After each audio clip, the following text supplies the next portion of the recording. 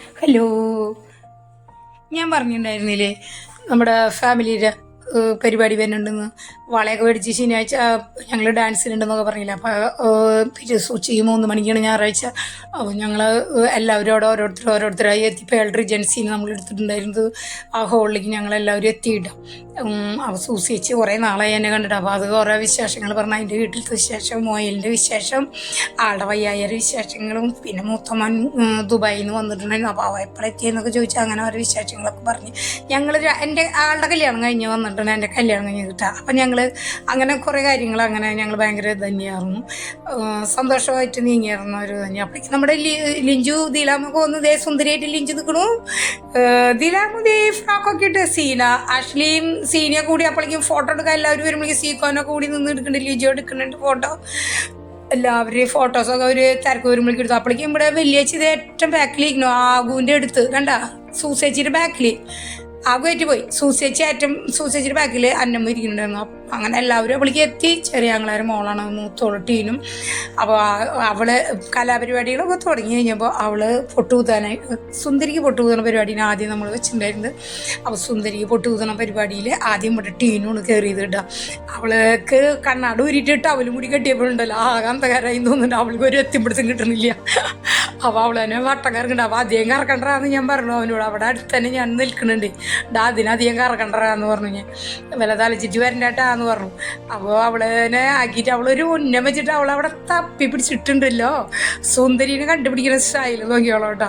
കുറേ അളവ് വെച്ചിട്ട് അവള് കൈ കൊണ്ടൊക്കെ അങ്ങോട്ട് ഇങ്ങോട്ടൊക്കെ ആക്കി കറക്റ്റ് പോയിന്റിൽ അവള് പൊട്ടുകുത്തേണ്ട സമയം വന്നതായിരുന്നു. പക്ഷെ അതാവുമ്പോഴേക്കും അവള് കയ്യിൽ നിന്ന് തോറ്റുപോയിട്ട് അത് കഴിഞ്ഞിട്ട് നമ്മൾ കുഞ്ഞേച്ചിയുടെ രണ്ടാമത്തെ മോൻ്റെ ഭാര്യന് വന്നത്. അവളത് കറക്റ്റായിട്ട് പൊട്ടുകുത്തി. അവളുടെ മോളുടെ ഇനി ഫ്ലെക്സ് കിട്ടാം ബർത്ത്ഡേക്ക് നമ്മൾ ബർത്ത്ഡേ ഒരു ഇതുണ്ടായിരുന്നില്ലേ നമുക്ക്, അതിൽ വെച്ചായിരുന്നു ഫ്ലെക്സിനത്. അപ്പോൾ അവള് അതിൽ കൊണ്ടുപോയിട്ട് മോളുടെ നെറ്റിയിൽ കറക്റ്റിൽ അവൾക്ക് കുത്താൻ പറ്റിയിട്ടാണ്. അത് അതിലവള് ഫസ്റ്റ് വാങ്ങിച്ചു. അവള് കുത്തിയത് കറക്റ്റായിരുന്നു. കറക്റ്റ് തപ്പി നോക്കിയിട്ട് അവൾക്ക് എങ്ങനെയാണ് അവളത് മനസ്സിലാക്കി. ഓരോരുത്തർക്കും ഓരോ കഴിവല്ലേ. എനിക്ക് ചിലപ്പോൾ സാധിച്ചൊന്നും വരില്ല കേട്ടോ.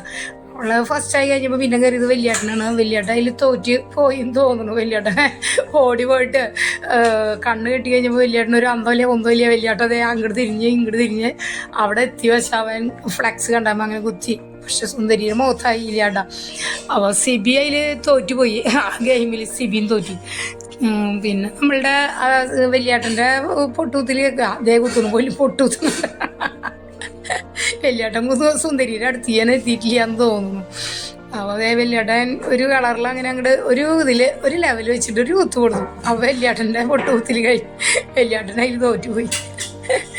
പിന്നെ പൊട്ടുകുത്താൻ പോണത് ആരാണെന്ന് വെച്ചാൽ നമ്മുടെ ആകുവിൻ്റെ കണ്ണ് കെട്ടുന്നത് അക്കുണ് കേട്ടോ. മൂർക്കിട്ടായിട്ട് ജിമാസായിട്ടാണ് അക്കു കണ്ണ് കെട്ടി കൊടുക്കണം. എന്നിട്ട് എന്തിട്ടാന്നറിയോ, സൂത്രക്കാരന്മാരാണോ എന്ന് എനിക്കൊരു ചെയ്യാം. അവർ കറക്കി വിട്ട് പൊട്ടുകുത്തുന്ന സുന്ദരിയുടെ അടുത്തൊക്കെ എത്തി. ഒക്കെ കഴിഞ്ഞ് വന്നപ്പോൾ അവനെ കുത്തിയതൊക്കെ കറക്റ്റ് തന്നെയായിരുന്നു. അവൻ കറക്റ്റിൽ അവൻ കുത്തി കൊടുത്തിട്ടുണ്ടായിരുന്നു കേട്ടോ. പക്ഷേ അവൻ സുന്ദരിയുടെ നെറ്റിയിൽ പൊട്ട് കുത്തി കഴിയുമ്പോഴേക്കും അവൻ്റെ കണ്ണ് കെട്ടിയിട്ട് അവല് കെട്ടഴിഞ്ഞു പോയിട്ട് അവൻ്റെ ചേട്ടൻ കെട്ടി കൊടുത്തത് അവനെ എന്നിട്ട് അത് കെട്ടഴിഞ്ഞു പോയി. പക്ഷേ അപ്പോൾ അത് ഫൗളായി പോയി. അവൻ്റെ ഗെയിമിന് അവന് പ്രൈസ് തരാൻ പറ്റില്ല എന്ന് പറഞ്ഞു. ഞങ്ങളങ്ങനെ കോർഡിനേറ്റ് ചെയ്യുന്നവരെ അങ്ങനെ പറഞ്ഞു. അപ്പോൾ അവനത് ബുദ്ധിമുട്ട് തോന്നിയില്ല.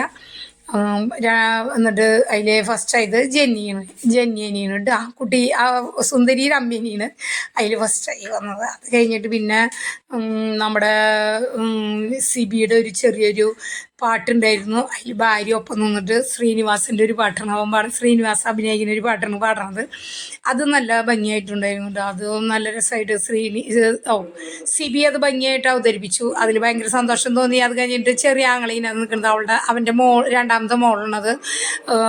അവള് ഫോൺ പിടിച്ചു കൊടുത്ത് നിൽക്കണം. അപ്പോൾ അവൻ ഉല്ലാസപൂതിരികൾ പാട്ടാണ് പാടുന്നത്. ആ പാട്ട് പാടുന്ന നേരത്ത് അവൻ്റെ പേരക്കുട്ടി അവിടെ കയറി നിൽക്കുക. മൂത്ത മോളാണ് പോണത്, അവളുടെ കുട്ടീനെ അവിടെ നിൽക്കുന്നത്.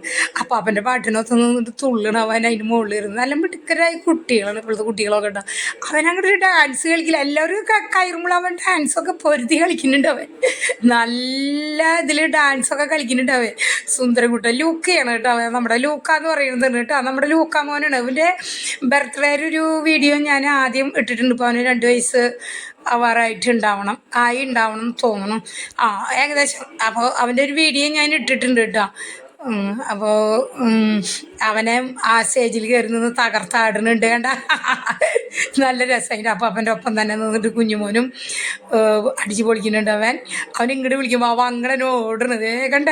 അയ്യോ, ഭയങ്കര സന്തോഷം തോന്നി അവൻ്റെ ഡാൻസ് കണ്ട. അപ്പോൾ അവനും അതൊരു ഇതായില്ലോ, സന്തോഷമുള്ള കാര്യമായല്ലോ. അപ്പം ഞങ്ങൾ പാറയ്ക്കൽ മെമ്മോറിയൽ ട്രസ്റ്റ് എന്ന് പറഞ്ഞാൽ ഞങ്ങളുടെ ഇതിന് ഇട്ടിറങ്ങണ ഒരു ഇത് ഇടുക. പിന്നെ ഞാനടക്കം കുറച്ച് മക്കളും മരുമക്കളും പെൺകുട്ടികളും ഒക്കെ കൂടിയിട്ട് എനിക്ക് അവർ കളിക്കില്ല പോറും. അപ്പം ഞാനടക്കം നിന്നിട്ട് ഒരു ഡാൻസ് നമ്മുടെ എന്താണ് കല്ലാണ് നെഞ്ചിയിലെന്ന് ആ പാട്ട് വെച്ചിട്ട് ഒരു ഡാൻസ് ഞങ്ങളും കളിച്ചു. അതിൻ്റെ പിന്നാലെ തന്നെ ഒക്കെ കലാപരിപാടിയൊക്കെ കഴിഞ്ഞ് വന്നപ്പോൾ പിള്ളേരുകളൊക്കെ വേഗം ഫോട്ടോസ് എടുക്കലും വീഡിയോ പിടിക്കലും ഒരുമിച്ച് നിന്നിട്ട് പെൺകുട്ടികളും മരുമക്കളൊക്കെ കൂടി നിന്നിട്ട് വളരെ സന്തോഷമായിട്ട് തോന്നിയിട്ട് അവർ ഞങ്ങളൊക്കെ ഒരുമിച്ച് കൂട്ടാൻ സാധിച്ചല്ലോ. കുറേ നാളായിട്ട് സാധിക്കാണ്ട് ഞങ്ങൾ നിൽക്കായിരുന്നു. അപ്പോഴേക്കും ഞാൻ ഫുഡ് കഴിക്കാൻ പോയി. ഇതേ ഇവിടെ തീലാമ നടക്കണം കേട്ടോ. വലിയ ഫ്രോക്ക് ഇട്ടതേ വലിയ വെച്ചിരിക്കുന്നു. എല്ലാവരും ഇവിടെ ഇരിക്കുന്നുണ്ട് കേട്ടോ. അപ്പോൾ കുഞ്ഞേച്ചിരി പേരക്കുട്ടികളാണ് ഈ ഇരിക്കുന്നതൊക്കെ കേട്ടോ.